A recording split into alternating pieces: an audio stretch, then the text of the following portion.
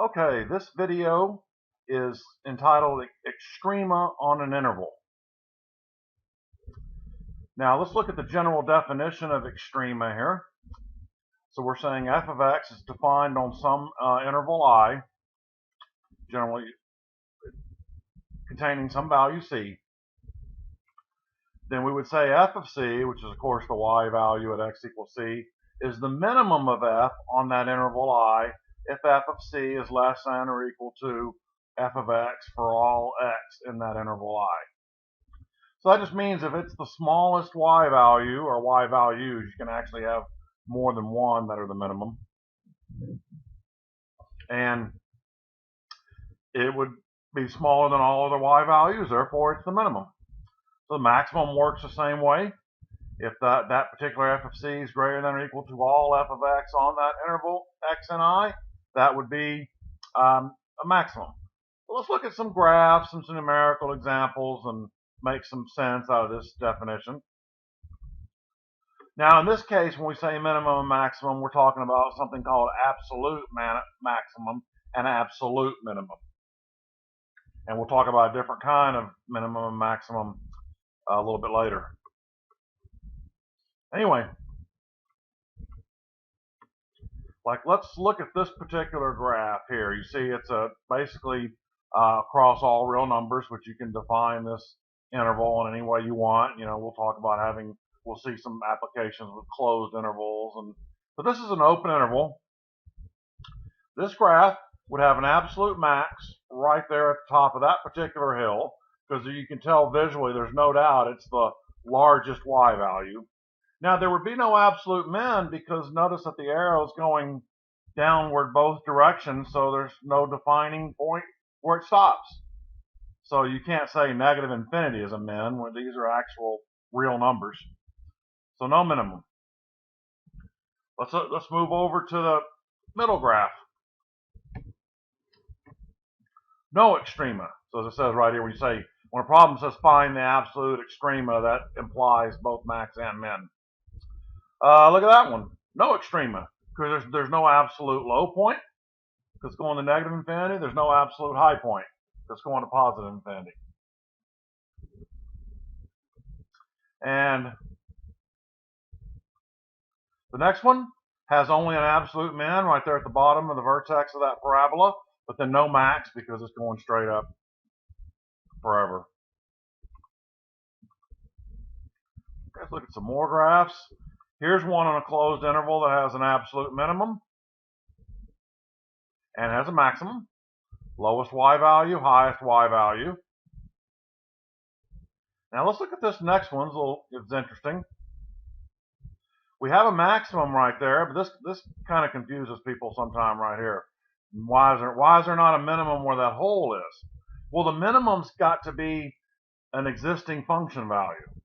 You can't have a minimum at a hole because really the graph doesn't exist at that hole. So let's say, for example, that hole was at 2, for example. And it kind of, yeah, the limit as x approaches that hole from both directions would be 2, but it never hits 2. So you can't, it's getting closer and closer and closer. But no, in this case, it's not a limit. It's got to be a precise value. So that's really not a minimum at that hole. Now here, we're implying that, my drawing might be kind of crude there, but I think you'll get the general idea. So it was an absolute minimum plural, 2 of them. So I'm saying those are the 2 y values. And then the dot off to the right would be the absolute max. Okay, let's jump down to our first theorem here. The extreme value theorem.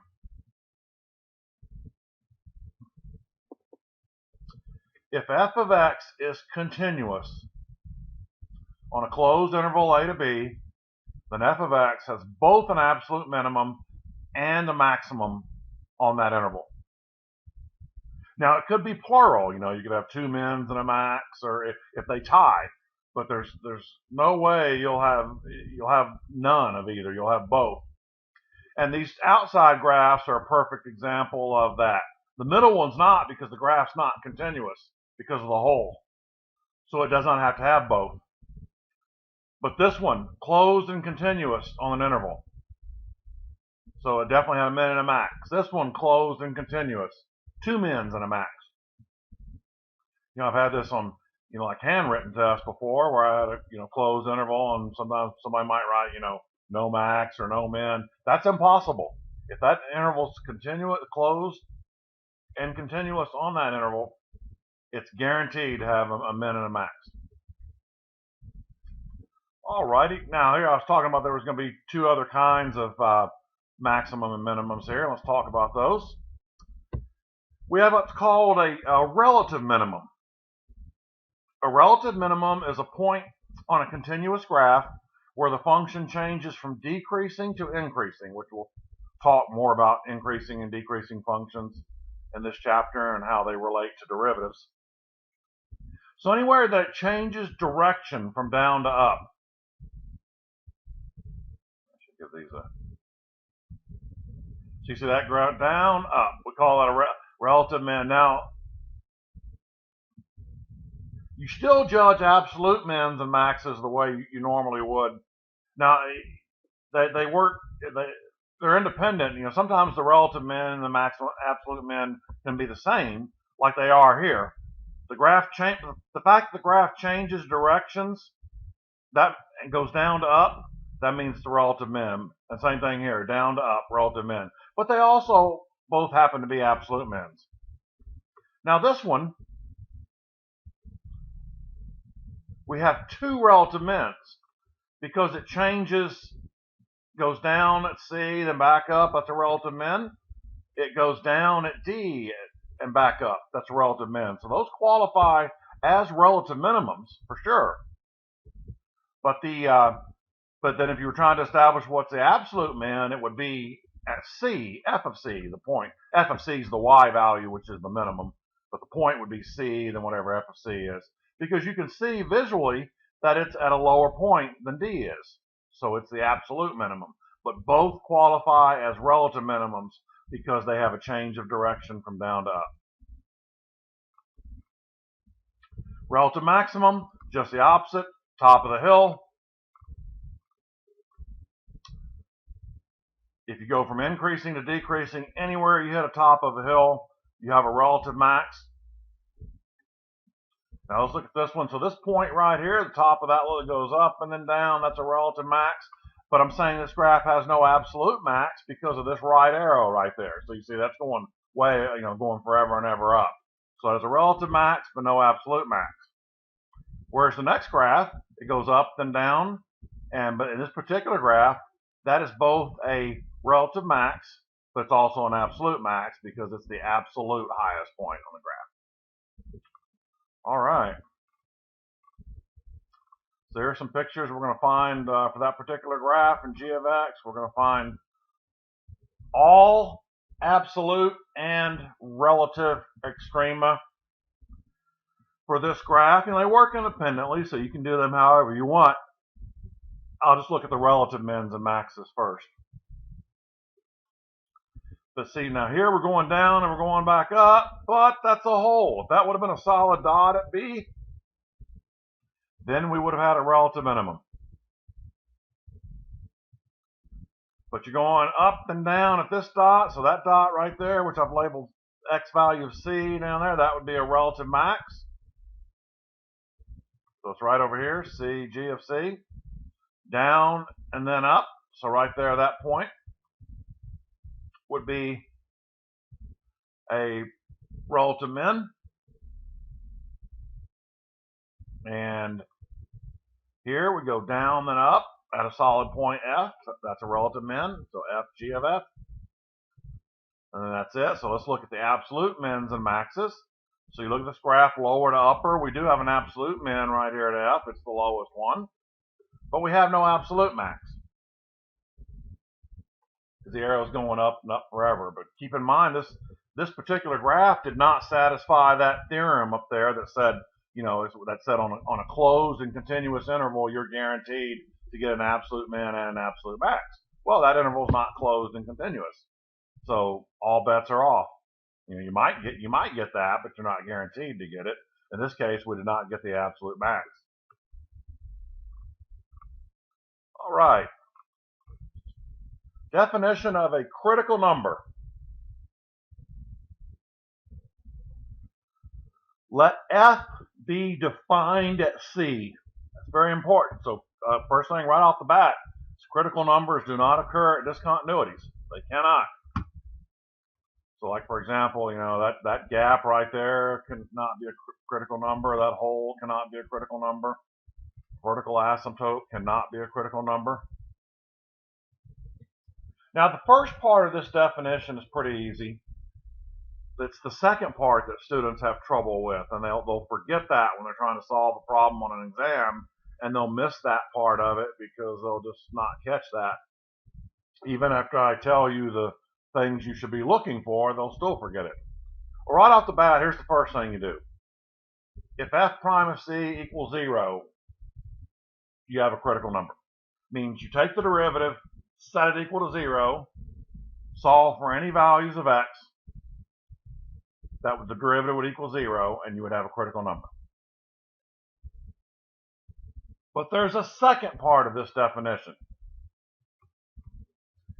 F is not differentiable at C, then C is a critical number of F. And see, the key though is you have to realize F has to be defined at C.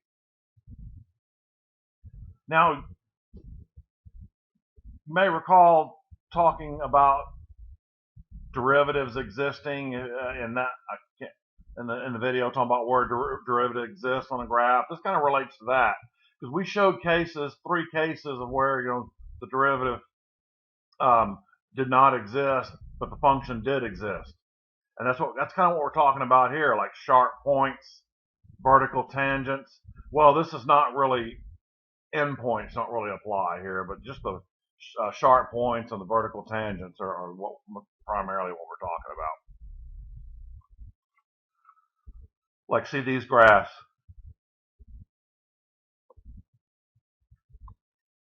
On all three of those graphs in those boxes, the function's continuous. The graph exists at 0. The derivative does not exist at 0. But 0 is a critical number because of that reason. Now let's look at these next two graphs. I'm not sure how much we're going to have with the absolute value, but these fractional exponents are going to be a key issue, which I'll talk about here in a minute. So yeah, like this one. X equals 0, the y-axis is a vertical asymptote. So 0, it's not a critical number. Now, it's kind of important in other aspects, but this specific use of the word critical has its own meaning. So it's not a critical number. See, because f of 0 is undefined. Critical numbers must be where the function is defined. Okay. Now, this theorem right here says that if f has a relative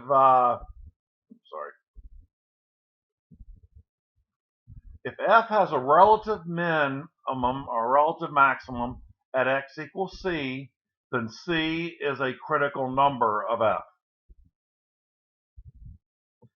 Now that argument does not work the other way around. So this is saying that if you have a relative min or a relative max, for sure that point would have been a critical number. Let's go back and look at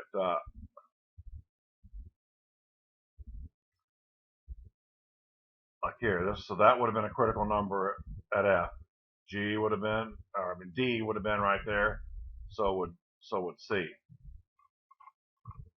Right here, that's a critical number. That's a critical number.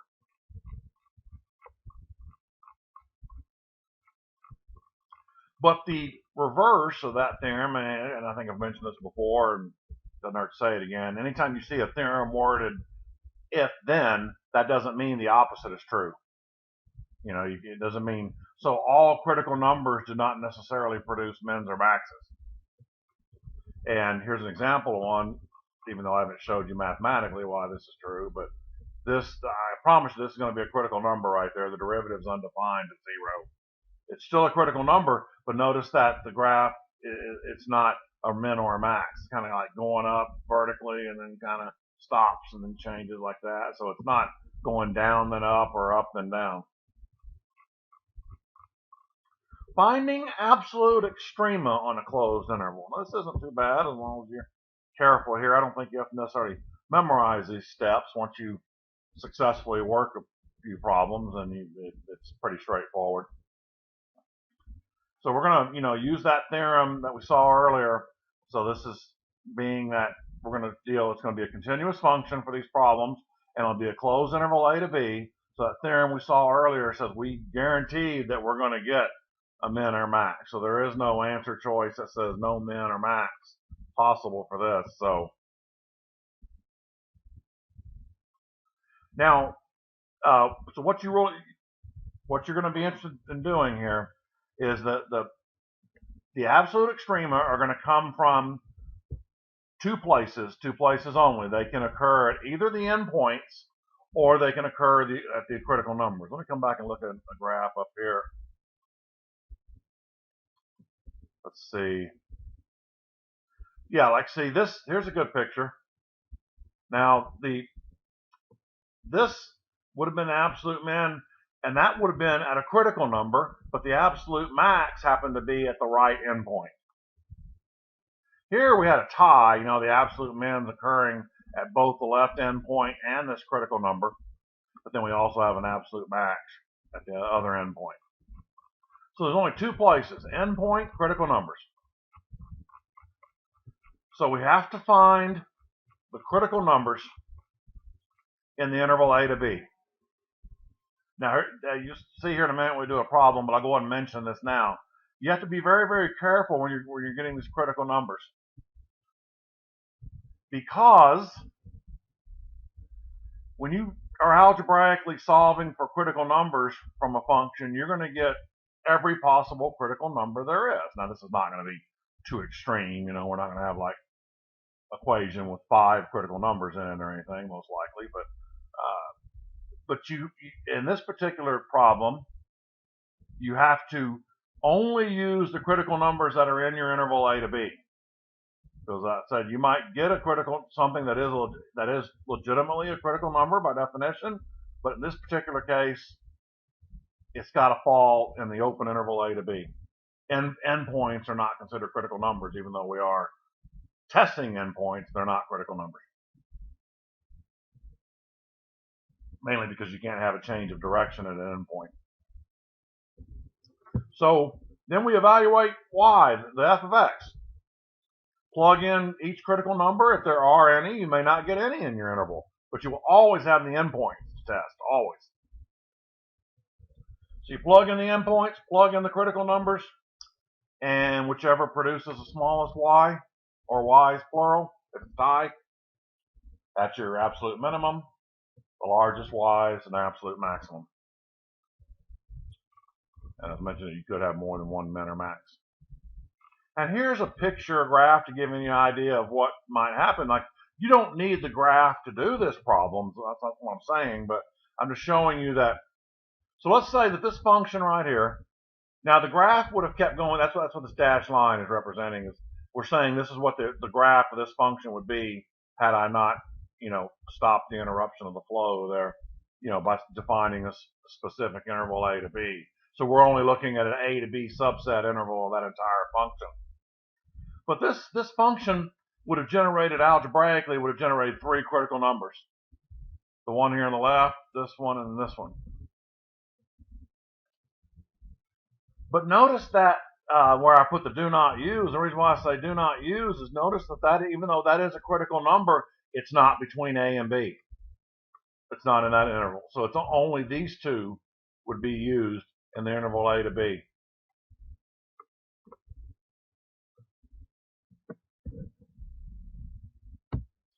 All right. Let's see what we have here.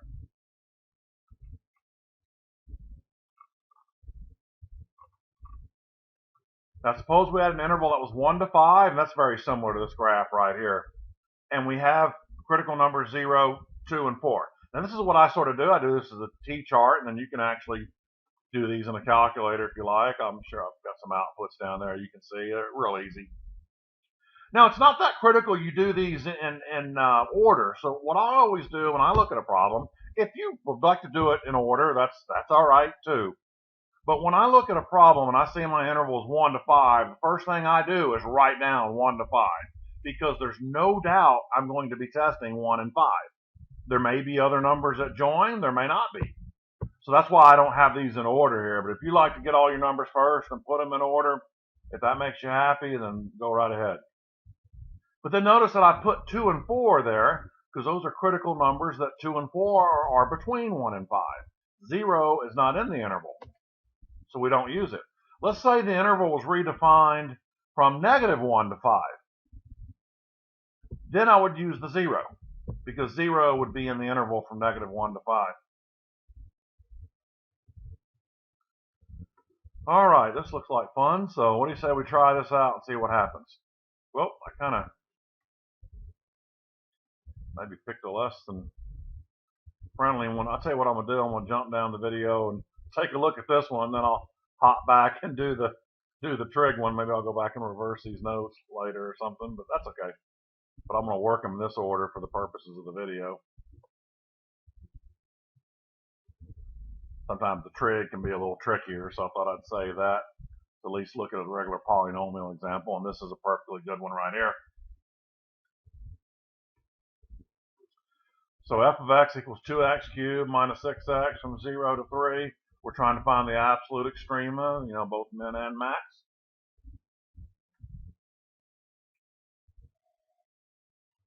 So no doubt that interval's closed, the function's continuous, so we're good.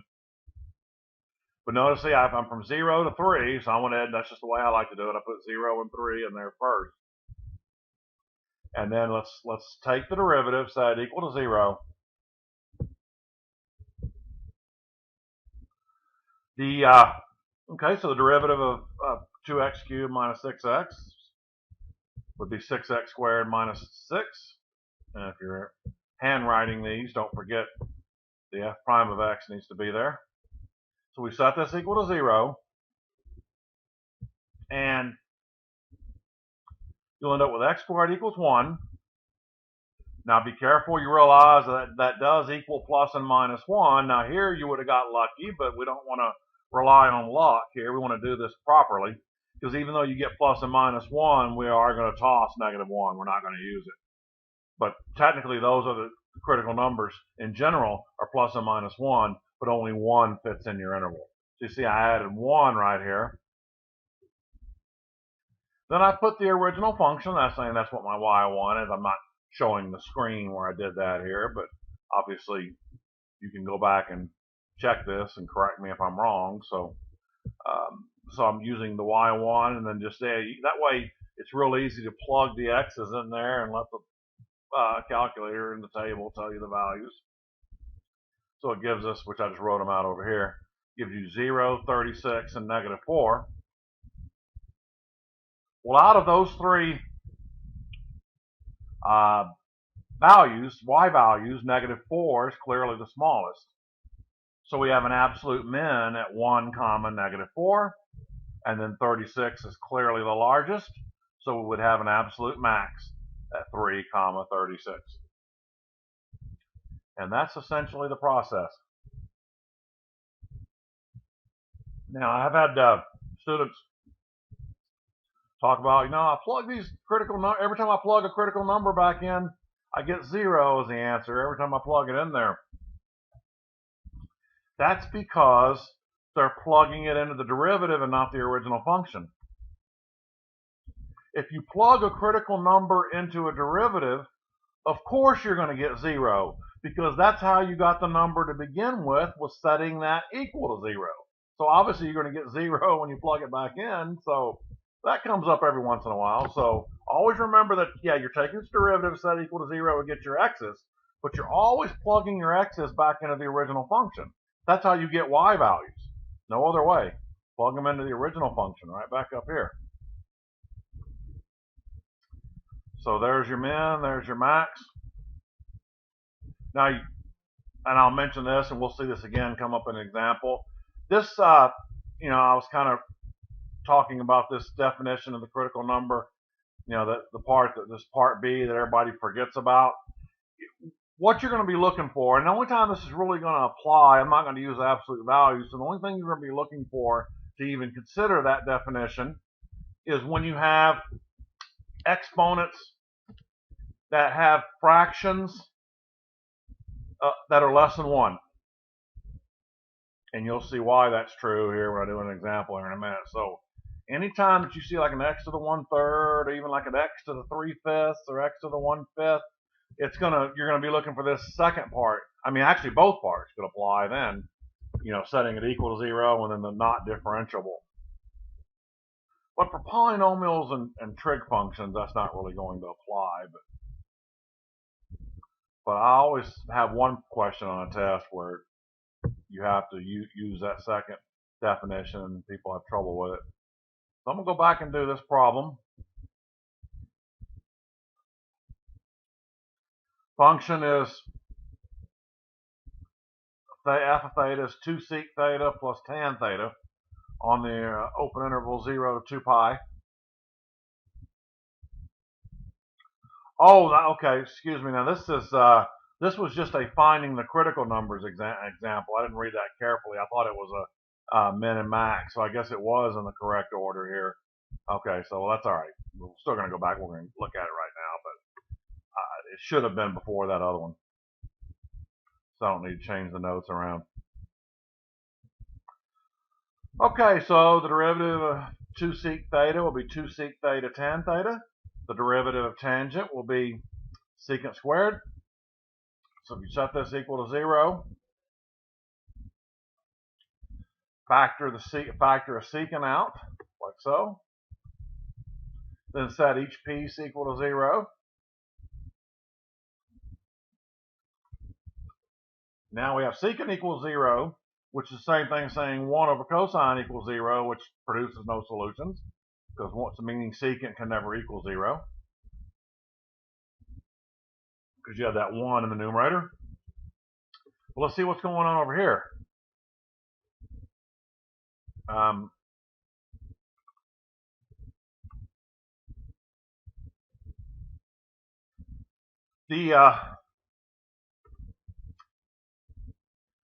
Rewrite tangent and secant, sine over cosine, and then I moved it over and made it negative, negative 1 over cosine.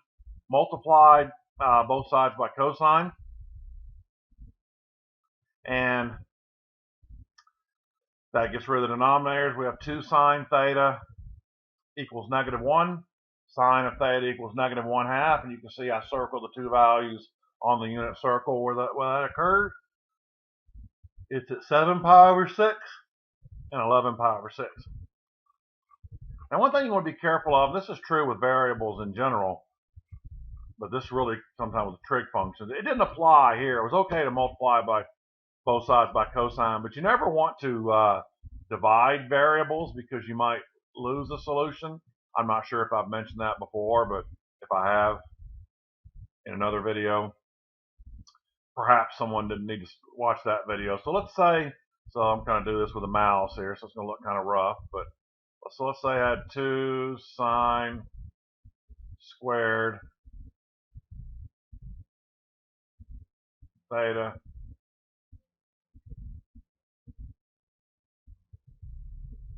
equals sine theta. That's very common for students to want to divide both sides by sine, but that's not correct, and that would be wrong also if it was just variables.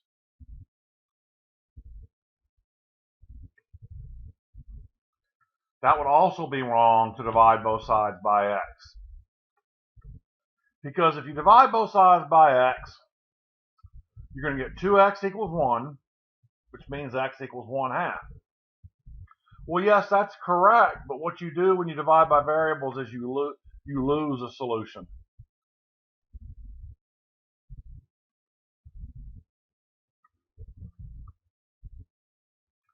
So I'm going to bring the x over, factor it.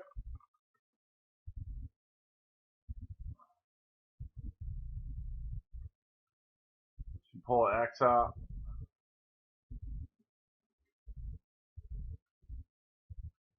There we go.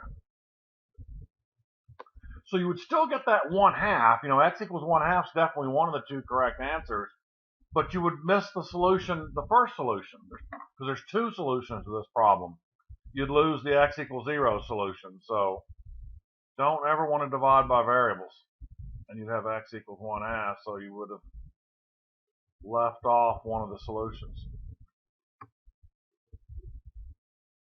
So for this top one, then the same thing, you would have ended up, except you would have missed out where sine equals 0. So everywhere sine equals 0, so if it was the open interval 0 to 2 pi, that would just occur at pi.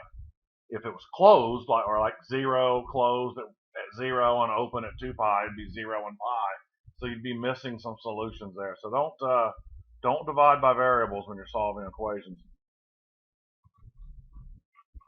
Okay, we've now done this problem. How about this one?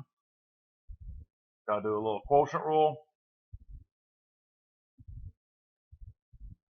Hopefully after the first exam you should be pretty proficient on the quotient rule. But I've labeled everything. I didn't label the g squared, but there we go. So that's just performing the quotient rule. Come down here. Simplify the terms. So notice I'm taking a few more liberties now in these videos on things that I'm going to assume that you should be comfortable with, and then kind of get to the heart of the matter, how it relates to this problem. So once you get to this point, okay, once again, we talked about this before in the quotient rule, but when you're setting this equal to 0, now we're doing it for a specific reason. You know, we didn't have the term critical numbers before, but we were finding horizontal tangent lines, which is kind of the same thing. Sort of, except critical numbers can include more than just horizontal tangent lines, but they're somewhat related, but they're not exactly the same. So you take 2 minus 2x squared equals 0. You get x squared equals 1, so very important, very important. We realize it's plus and minus 1 because in this particular problem, the other one where this happened, we threw out -1 here, but we like +1.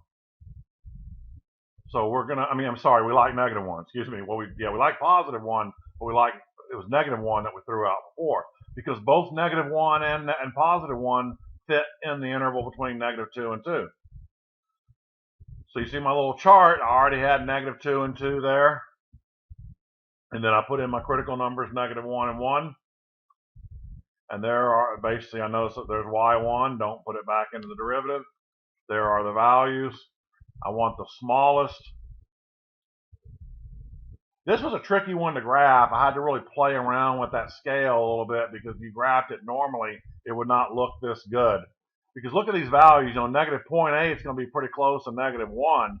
And if you had that scaled normally, it'd be kind of a weird looking graph. So you see, I wrote this over here. I had to play around with this to make it look decent. But, you know, -1 is below -0.8, and +1 is above +0.8. So there they are right there. So the absolute min would be -1, -1, and absolute max would be at 1, 1.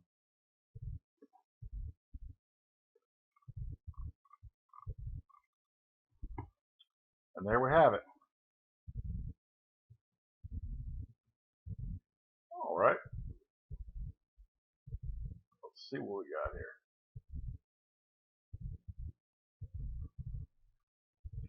3x to the 1/3 minus 1/4 x. All right, so that x to the 1/3 is going to guarantee me we're going to get a critical value using part B of that definition.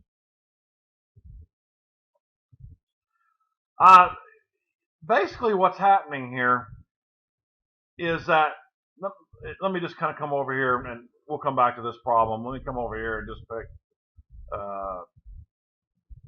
scroll down here and just say, suppose I had, so the reason why that these are, the reason why these are defined in the original function and not, I'll use 2/3. Remember I said a little while ago this has to be a fraction less than 1. So y prime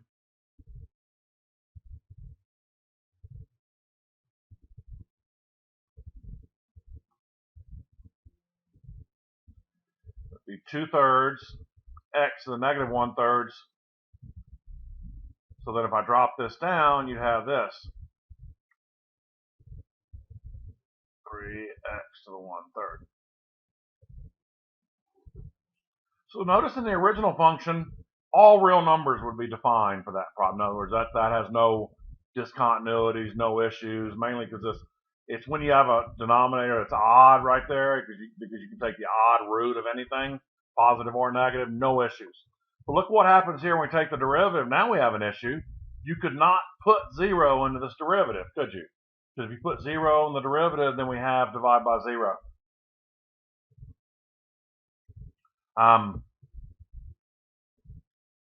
That's why. That's what's going on with these kind of problems. So you're just looking for fractional exponent.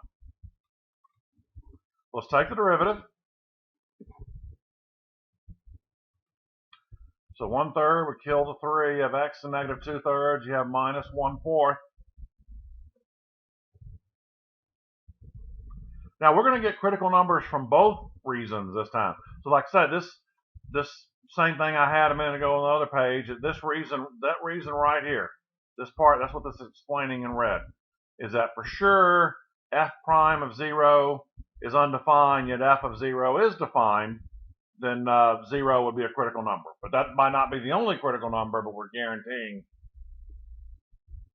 Now, if it's just x, then it would be always 0. But keep in mind, you could run into this. What if you had, x? If it's just x by itself, then yes, it would be 0. But what if we had like this? Then it would be 2. When you took the derivative, 2 would be the critical number. That's what's going to make it 0. So it's whatever makes it 0. That's why if it's just x, 0 makes it 0. So 0's in there for sure as a critical number because it makes the derivative undefined, but yet it's defined in the original function. Yeah, the first function's absolutely guaranteed to be, it's definitely closed and continuous on this interval. Actually, this function would be closed and continuous for all real numbers because the cube root of x is fine. But now let's try setting the equation equal to 0 and see what we get. We may get something. Let's see. So you have 1 over x to the 2/3 minus 1 over 4. So it looks like I'll move the 1 over 4 to the other side to make it positive. All right. Kind of cross multiplied. X to the 2/3 equals 4. Now you have to be careful here.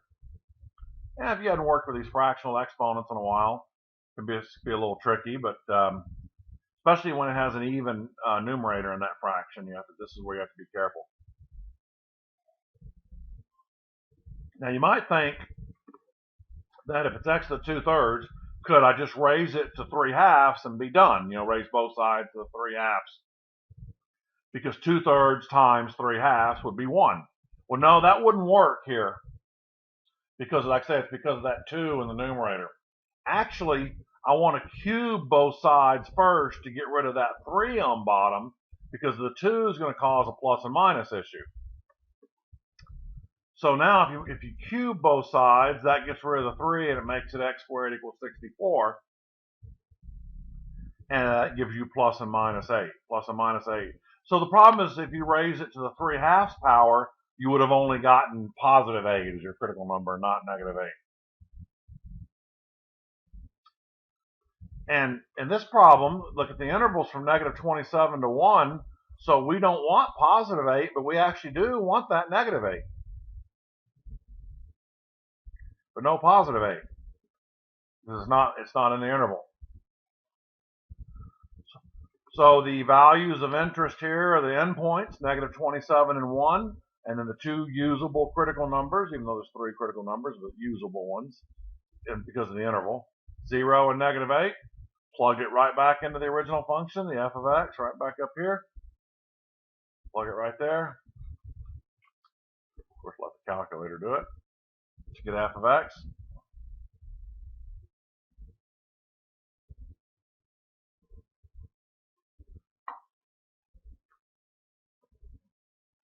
And yeah, I didn't show the calculator output, but obviously you can check this. You could do it the same way I did it before. table of values like this. So I must have done that. I guess I just didn't copy and paste it here. And yeah, maybe I'll do it for this problem just to show you. But anyway, let me finish this and I'll go back and put it in the calculator. So out of those four numbers, net y values, remember it's the y that determines this, not the x is part of it, but the smallest of the y's is -4, and the largest of the y's is 11/4. So the absolute min would be at the point -8, -4, and the max would be at 1, 11/4.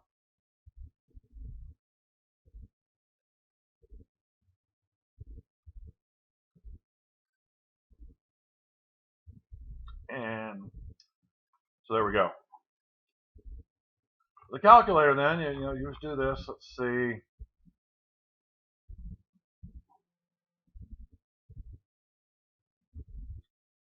Clear this. So it was 3x raised to 2/3. If you are using a slightly older version of the calculator, which is perfectly fine, that doesn't do this fancy stuff where it raises up the exponent, very important, if it's like an 83 especially, very important that when you do that x, you'll have a little, it'll show the caret symbol there, but you have to put parentheses around that exponent 2/3. Very important. Here you don't have to because it knows it's an exponent. What was it? -4x or -1/4 x? Let's see. Yeah.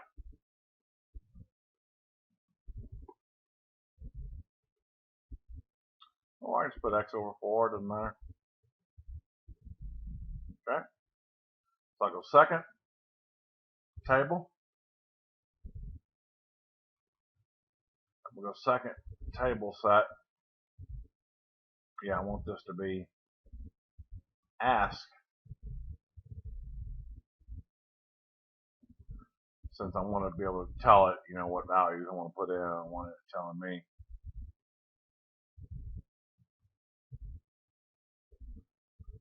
So the values were -27,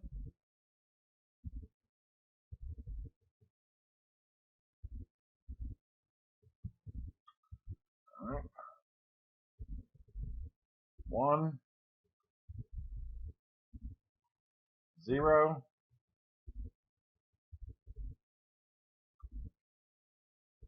-8.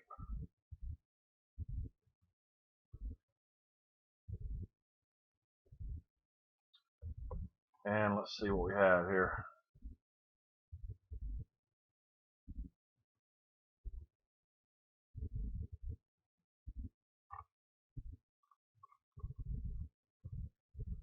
And something went wrong here.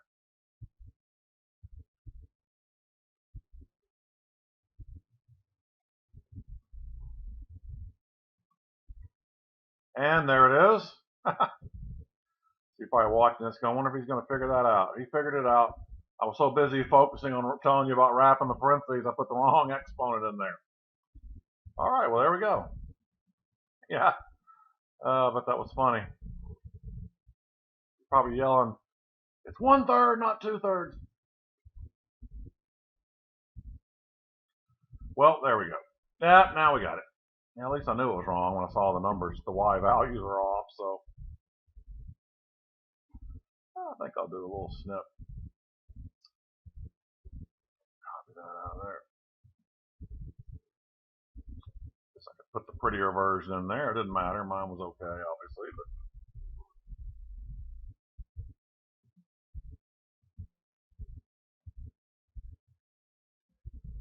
I guess I like mine because it had the exact fraction answers, which I like on a handwritten test. All right, let me just kind of put them both in there.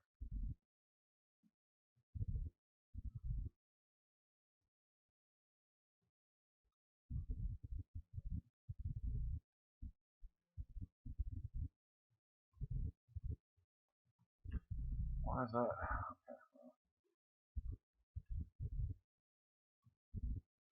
There we go.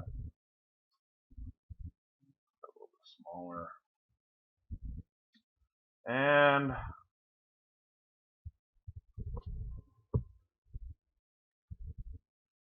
that. Oh, there it is. Okay. There we go.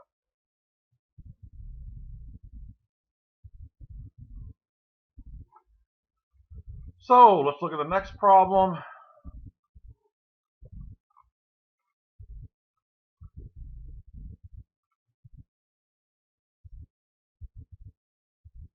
Now you might look at this and go, hey, you know, I see a discontinuity there, and you would be correct. There is a discontinuity at x equals 5, makes the denominator 0, but guess what? As long as your interval is chosen in such a manner that doesn't include that discontinuity, then you're okay. So long as our interval doesn't overlap 5, we're good. So there we go. That's kind of a sneaky way to get around that. Okay, quotient rule, bottom derivative of the top, minus top times the derivative of the bottom over the bottom squared. Simplify the numerator. We kind of need to be able to solve this. And remember, when we're setting the fraction equal to 0, once we have the derivative, we don't really need the denominator. So really you only have to work with the numerator of the quotient rule. X squared minus 10x. Okay, I'm not going to make the mistake and move the x over and the 10x over and divide by x. As I mentioned earlier, I'm not going to make that mistake. But I'm going to factor out an x and an x minus 10. And I'll get x equals 0. I'll get x equals 10. Do those intervals fit? So technically what I have here is correct. Those are the two critical numbers. Now remember, 5 is not a critical number. It's a discontinuity. But we can't use 0 because of the interval. 7 to 12. We only want 10. So all we have to do is plug in 7, 12, and 10. And then from those three numbers, the y values, 24.5 is the largest of the three. So 7, 24.5. And the minimum is 20. 10, 20. And there we go.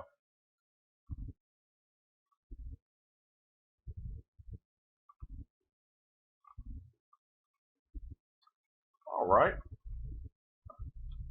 Trig is fun, so let's try a trig one.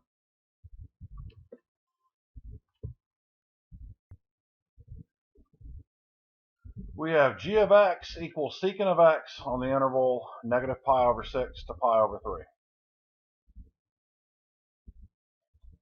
Now, let's see. Take the derivative. We need to know that secant